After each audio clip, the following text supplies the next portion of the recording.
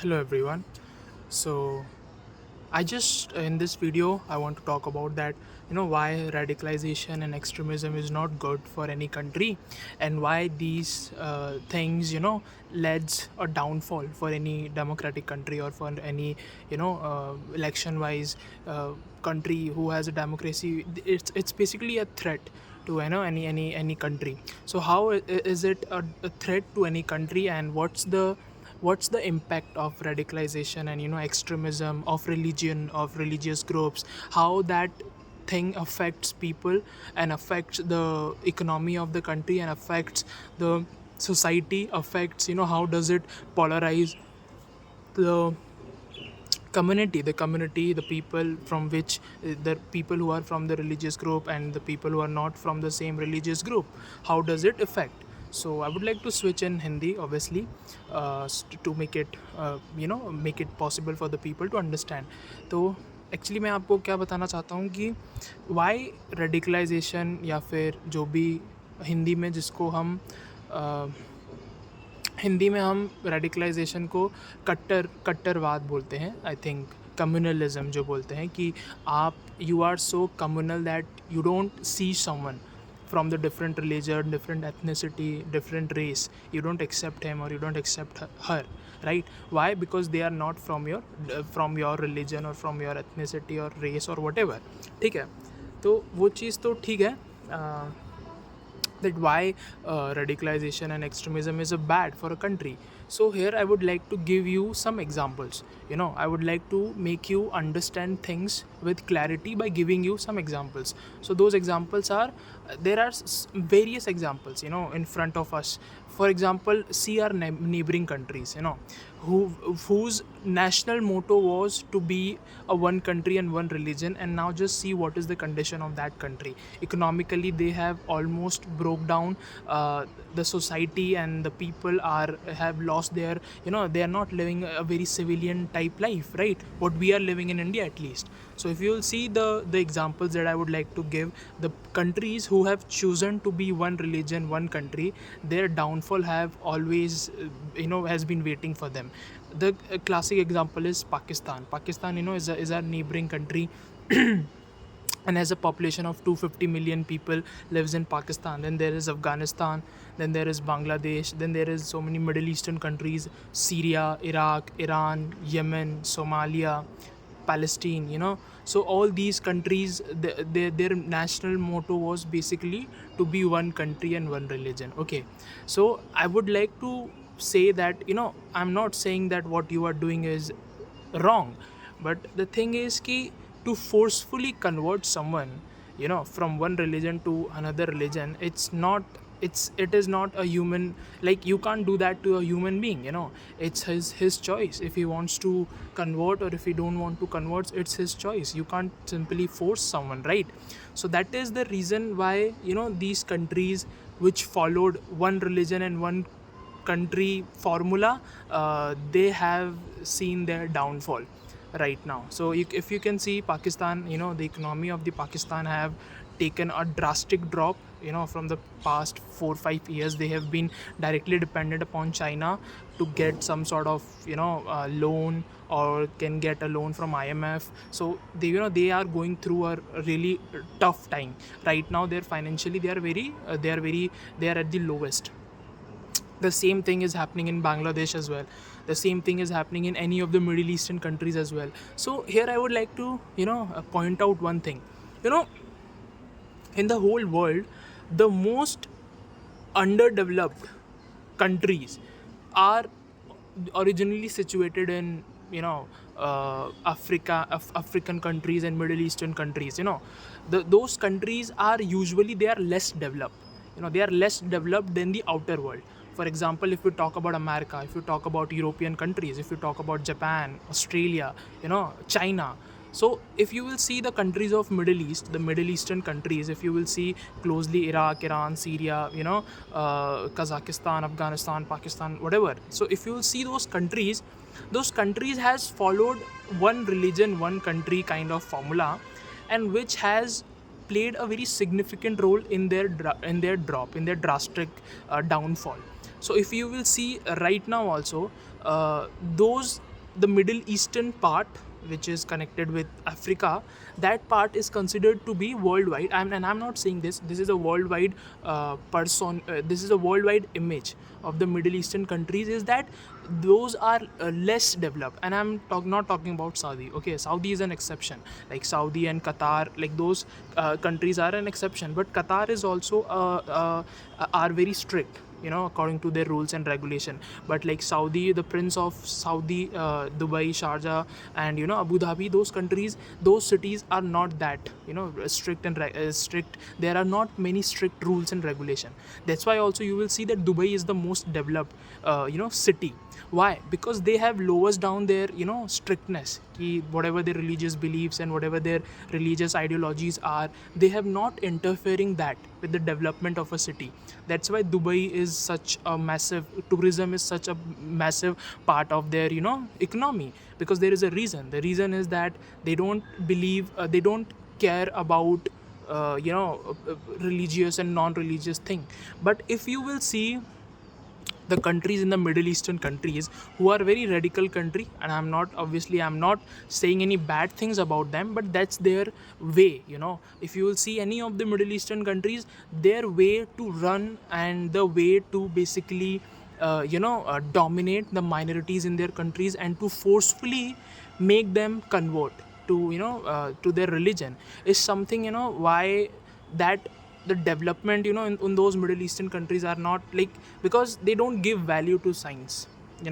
Because when you are such a radical religion follower, when you're such a high religious follower, you don't give importance to development, you don't give importance to science. For you, your utmost priority is your religious beliefs and your religious ideologies, and you can't put anything above that. And when you can't put anything above that, you won't see any development. There is a reason why that whole Middle Eastern continent is considered to be the most less developed state in the entire world. And obviously there is Africa, Kenya, and the southern part of the African continent are also the less developed state. But those are usually the regions where the technology is not there, the industries are not there. Because how there would be industries? There are so many religious terrorist organizations that are working actively on those countries. Actively they are working. And the what is the most funny part is that there are governments in the Middle Eastern countries, there are governments who supports this terrorist organization. They funds terrorist organization, they provide artilleries, they provide RPGs, guns and rifles and ammunition, everything to those terrorist organizations so that they can work on their incentives. And what is their incentive? To basically promote their religious ideology and to generate a fear in between a common civilian. So that is the thing which is wrong, and that is the reason why these countries are facing such a drastic downfall. They're not able to make a comeback. There is a reason why Pakistan is not even in a scene. It's not even in a competition with any of the countries, but not even with us. And I don't like comparing India with Pakistan, because we have to think beyond that. We have to compete with China, we have to compete with other countries. But that's what I'm saying. But it's still, because the Constitution of India gives you the right, every person in this country, irrespective of your religion and ethnicity and race and color and whatever you come from, it gives you the right to live. No one can forcefully make you to do something. But this is not the same thing in many countries. There are many countries where there is no law and order. Like if you will not listen to what they are saying, you might get killed or you might get put behind the bars for like 10-15 years. So those countries which put their religion in, like at most, the countries whose utmost priority is religion and their race, they always tends to fall early than any other countries. Because if you will see any of the Western countries, or if you will see China, or if you will see Japan or any of the European countries, they doesn't follow that formula. They follow that all human beings are same irrespective of their color and religion. We are all tends to live in the same society. So that is the reason, why radicalization and extremism and the countries who supports this kind of thing are not good, and it's not good for them also.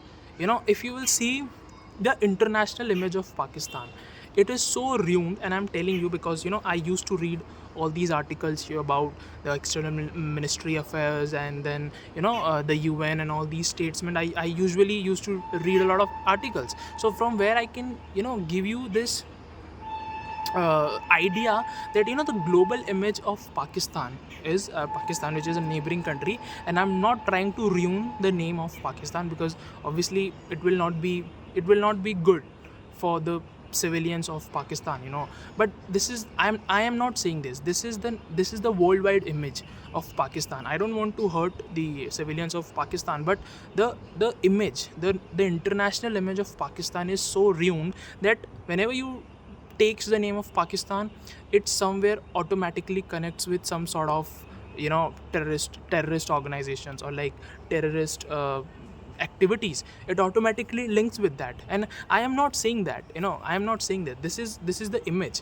This is what been happening in the POK, because the Pakistani army literally supports the organizations that are working in the POK, the Pakistan occupied Kashmir.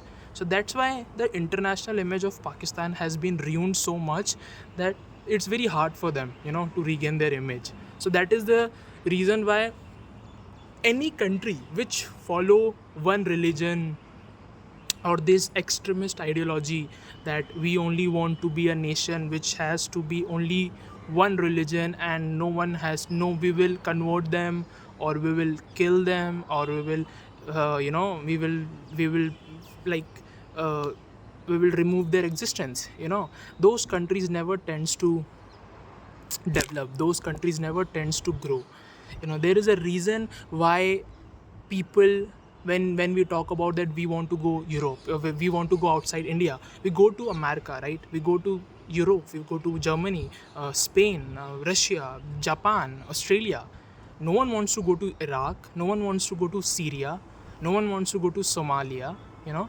Like, that's what I'm saying, ki those countries can also change, but they have to change their way. They have to, basically, first of all, they have to abolish all these strict rules and regulation that they have in their countries, because if they want, the global acceptance will not come from anywhere. Whenever you see in India, if you will go to Delhi, in the most popular places, if you went to CP, or like if you went to Taj Mahal, there are many foreigners who are coming from outside the India, and visiting India, because they wants to know the culture of India. They wants to know the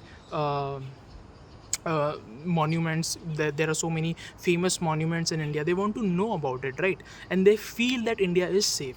That's why they are coming. But no one wants to go to a state or to a country where they feel like, if we will do something, our life will be at some danger. You know what I'm saying? So that is the reason any country who follows extremist rules and extremist ideologies and radical ideologies, any country will never be able to be a superpower. That is the fact. And these thing is, majority of these things that I'm saying are linked with the Middle Eastern countries, because the Middle Eastern countries there are so many countries in the Middle East, they want strict rules and regulation, and which I feel like it's completely ruthless. Because if you want to grow, you can't grow with this retarded mentality. Like, we are living in 2024. We are not living in 13th and 14th and 15th century, right? So whatever the ideologies and strict rules that you're following right now, it's not going to work now. It was a mentality which was working like 3-4 centuries ago, but not right now. And that is the reason why I just wants to make this video, that why radicalization and extremism is not good for any country. That is the reason. And I hope I would be able to give you some arguments that any country who follows extremist rule, or who follows a very radical thinking, that we just want the people of our religion to be in this state, that country will never grow. And there is various examples that I gave you. The number of countries are there, so many that I gave it to you, and I hope I would be able to make some kind of logic by making this video, so that you would be able to understand what I'm trying to say. Thank you so much for watching. Bye.